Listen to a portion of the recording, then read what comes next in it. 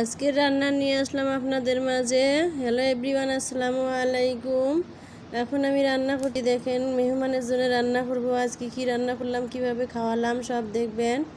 তো এখন আমি রান্না করতেছি গরুর মাংস মাখিয়ে চুলায় দিতেছি, কারণ টাটকা মাংস এগুলি ভালো করে মেখে করতে হবে। ময় মশলা যা দেওয়া লাগে সব কিছু দিলাম, দিয়ে এখন গরুর মাংসগুলো ভালো করে মেখে ভালো করে গায়ে গায়ে লবণ মরিচ হলুদ ভালো করে মেখে এখন আমি এটা ভালো করে একটু পানি দিয়ে ঝোলের সিদ্ধর পানি দিয়ে বসিয়ে দিব। এদিকে দেখেন ওটা আমি এক চুলে দিয়েছি, হয়ে গিয়েছে। এদিকে দেখেন আমি আবার ইলিশ মাছ রান্না করতেছি। ইলিশ মাছ একটু নরম নরম, তাই আমি একটু কড়া ভাজা দিতেছি। আর এখন দেখেন আমি ইলিশ মাছটা কীভাবে দো পেঁয়াজা করি, তো ওইভাবে দো পেঁয়াজা করলে অনেক ভালোই লাগে। তা প্রতিদিন গেস্টদের আসলে আমি ইলিশ মাছ ভাজাটা দিই। আজকে আমি কষাইতেছি, কারণ আজ কষাটাই খাবে, তাই কষাইতে চাইতেছি, তাই কষা খাবে, তাই জন্য ঝোলটাও মজা লাগে। তাই আজকে আর ভাজা খাবে না, কষানো খাবে, তাই আমি কষাইতেছি। এখন দেখেন আমি মাছগুলো ঢেলে দিলাম, টকবকে বলক উঠেছে, মাছটার ভিতরে লবণ ঢুকবে। আর আমি তো ভাজতেও একটু লবণ দিয়েই দিয়েছি, তা ঝোলটা একটু কমিয়ে যাবে, তখন একটু ভাজা ভাজার রঙটা একটু হবে। এই দেখেন কত সুন্দর হয়েছে, কালারটাও কত সুন্দর হয়েছে। বেশি তেল অ্যাড করি নাই, অল্প জালে হয়ে যাবে। এখন হয়েই গিয়েছে, দেখেন মাছটা কত সুন্দর কালার আসছে।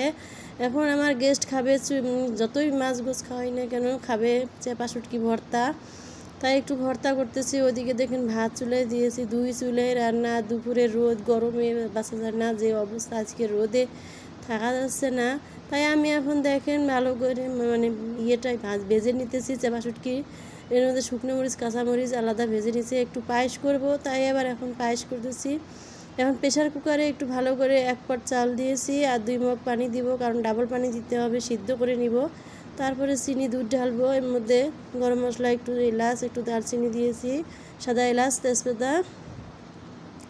তো এখন দেখেন আমি প্রেশার কুকারের ইয়েটা এখন সিদ্ধ করে নিয়েছি। এখন চিনি দিয়ে দিলাম আর আগে দুধ দিয়ে দিয়েছি। এখন ভালো করে দেখেন টকবকে বলক তুলিয়ে নামিয়ে দিব, কারণ একসাথে চিনি আর দুধ দিলে ভালো করে সিদ্ধ হবে না। তাই ভালো করে আমি আগে চাউলটা সিদ্ধ করে নিয়েছি, তো পায়েসটা হয়ে গিয়েছে। এখন আবার আমি মুরগি আলাদা আলাদা ইয়ের মধ্যে ভেজে নিলাম, যে এখন দেশি মুরগি এভাবে ভেজে নিলে ভালোই লাগে।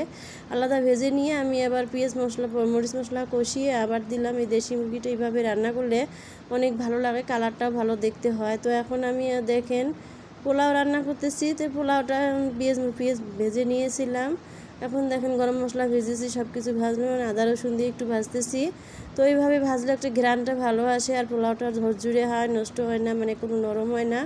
ওদিকে গরম পানি বসিয়ে দিয়েছি, গরম পানি দিলে পোলাওটা কখনো নষ্ট হয় না। চাউলটা ভালো করে পোলাও ভেজে নিতে হয়।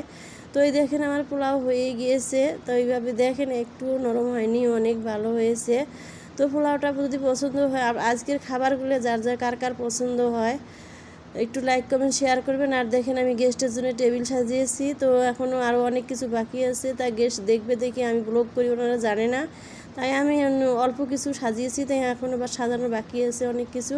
তো দেখেন এখন মুরগির মাংস, গরুর মাংস, ইলিশ মাছের ঝোল, এখানে এই যে আর এক মুরগির মাংস, ডিম, শুটকি ভর্তা, ডিম, দেখেন এই দেখুন গরুর মাংস, আর পোলাও, ভাত, আর তো পানি টানি অনেক কিছু আছে, পায়েস টাইস অনেক কিছু আছে।